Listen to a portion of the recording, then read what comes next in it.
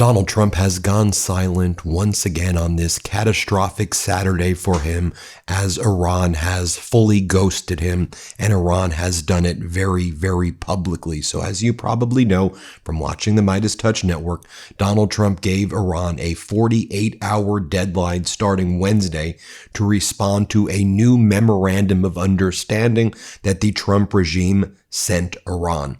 On Friday, Rubio, Secretary of State, said he expected an answer from Iran on Friday when he was asked about it. He said any minute now, Iran should respond. Iran didn't respond with any formal response. They responded what they've always said. You're not going to impose unilateral demands on us, which ignore the 10-point negotiating framework that you previously agreed to induce the ceasefire. This ceasefire came about because Donald Trump said he agreed with Foreign Minister Araghchi and Iran's 10-point framework, as Donald Trump said that he was going to blow up all of the bridges and he was going to bomb Iran into the Stone Age. And then Donald Trump unilaterally, before that deadline was about to hit, where Trump threatened to bomb Iran to the Stone Age, Trump posted he agreed to Iran's 10-point framework. So Iran has always been saying, you agree to our framework, we're happy to have discussions with you. Otherwise, go away. Caitlin Dorn-Bose of the New York Post, who I always view as kind of a Trump sycophant, she writes, we still haven't heard about a response from Iran on the U.S. peace memo. That's how they refer to it as. In the future, one diplomatic source suggested avoiding timelines altogether.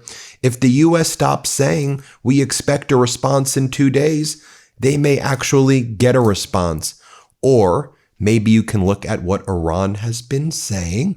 Maybe we can acknowledge that Donald Trump is a pathological liar and every word, sound, and syllable out of his mouth is a lie, and that Donald Trump also sets arbitrary and fake deadlines and then doesn't follow through when he makes fake deadlines, and instead he puts the United States, as he has always put everything in his life, into what I've always referred to as the 2-week death spiral. 2 weeks, you're going to get your healthcare plan. 2 weeks, you're going to find out about Melania's immigration status. In 2 weeks, this is going to happen. In 2 weeks, I'm going to do this. I'm going to impose very strong tariffs now against the European Union. They've made me very, very mad. Remember, that's what he said the other day. Actually, I'm going to extend the deadline because I had a great call with the European Union Commission President Ursula von der Leyen, and now I'm going to make the deadline July 4th, which is a great date. It's right. It's the America 250th birthday. So we'll see then. Then that date comes and then he moves that.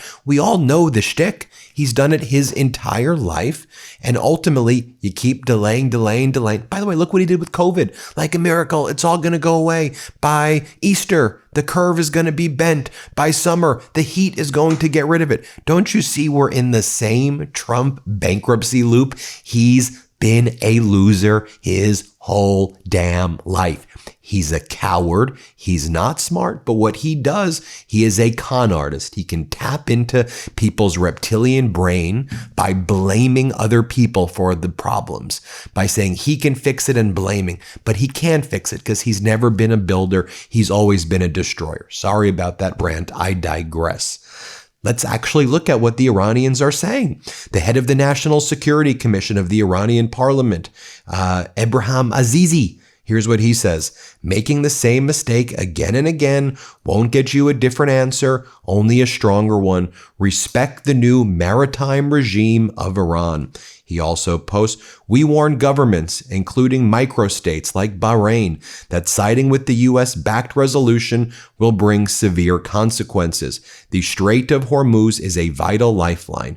Do not risk closing it on yourselves forever. Iran's Minister Araghchi has been saying over and over again the following. Here's what he said yesterday.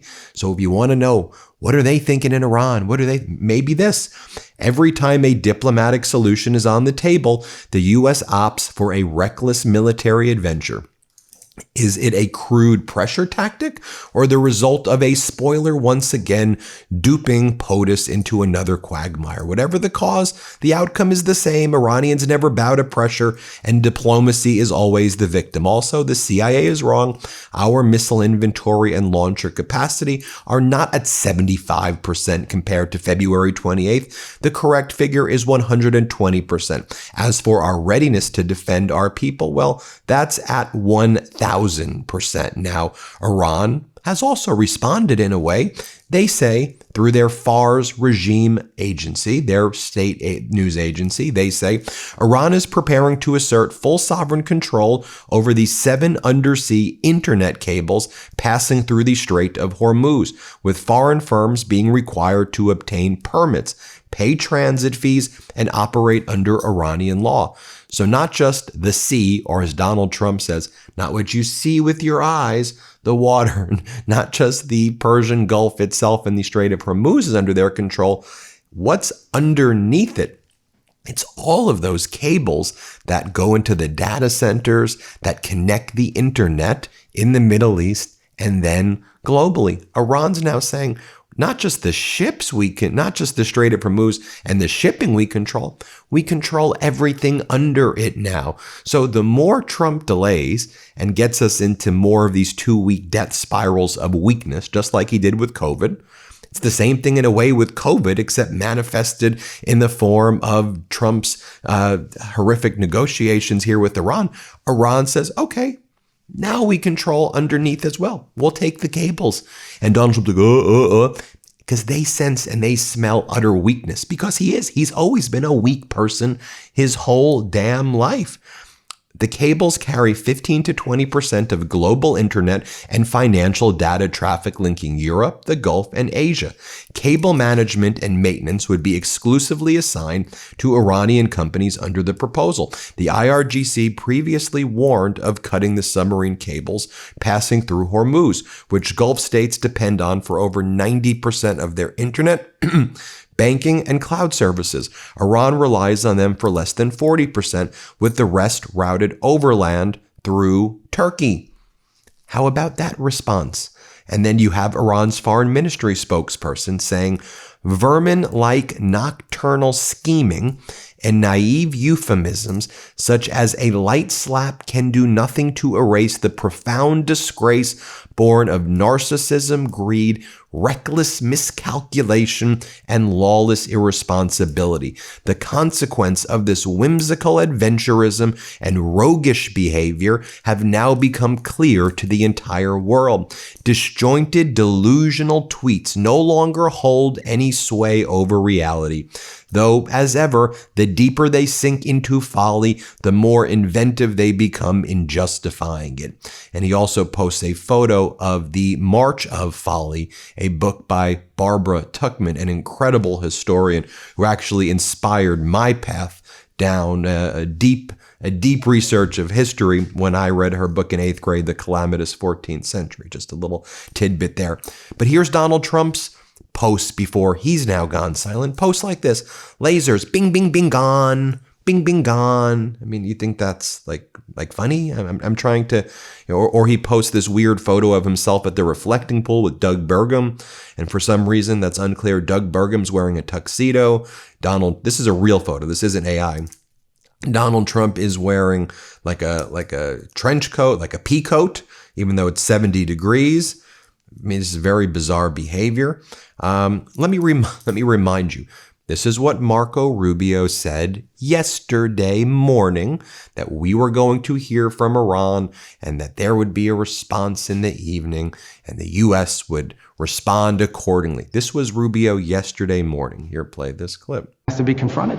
Can we talk to officials? An update on the status of negotiations with Iran? Well, right we should now? know something today. I mean, we're expecting a response from them. We'll see what the response entails. The hope is it's something that it can put us into a serious process of negotiation. Obviously, we've seen the reporting overnight that Iran has established or trying to establish some agency that's going to control traffic in the Straits. That would be very problematic. That would actually be unacceptable. the normalizing of their controlling of international waterways is both illegal and it's just something that's unacceptable. And the world has to start asking itself, what is it willing to do if Iran tries to normalize a control of an international waterway? Okay, now here was the video that Hegseth dropped. When I think about the quote I read you from Iran's foreign spokesperson about the boorish, roguish behavior, I mean, Hegseth thinks this makes him look tough. He's like, we've got Deal Team 6 working on this, man. Deal Team 6. We're war fighters, man. We're war fighters, yeah. I mean, dude, you're an idiot. And this is a regime of idiots. This is a regime of real dumb idiots. Here, play this clip. We've pushed out the bureaucrats who've made these deals in the past and replaced them with the most talented negotiators in the private sector. A group of businessmen so elite, they've been rightly dubbed Deal Team 6. And even Donald Trump's biggest sycophant, I mean, this guy is the bootlicker of the bootlicker. Like, he's like, I won't even go there. Mark Thiessen, this is the guy Donald Trump always like posts over and over. Donald Trump's so courageous. Donald Trump's... Thiessen just went on Fox and he goes, Trump risks snatching defeat from the jaws of victory in Iran. I'm not quite sure about the jaws of victory part. How is it a victory? We now don't have the Strait of Hormuz under control, which it existed before the war. Not a single objective listed in Donald Trump's catastrophic war was achieved. So I'm not sure of the taking defeat from the jaws of victory. It seems like we're taking catastrophic defeat from the jaws of awful defeat. Maybe that's how I would describe it. Here's what Thiessen says. Let's play this clip. Oh, Fox News contributor Mark Thiessen with me now. He's got a new column out today in the Washington Post titled, Trump Risks Snatching Defeat from the Jaws of Victory.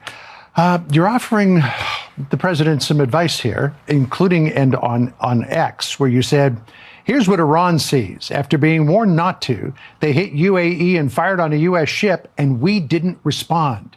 Instead, we suspended the Strait of Hormuz mission. They take that as weakness. They don't think Trump is willing to bomb them again. They think they have leverage. He needs to prove them wrong.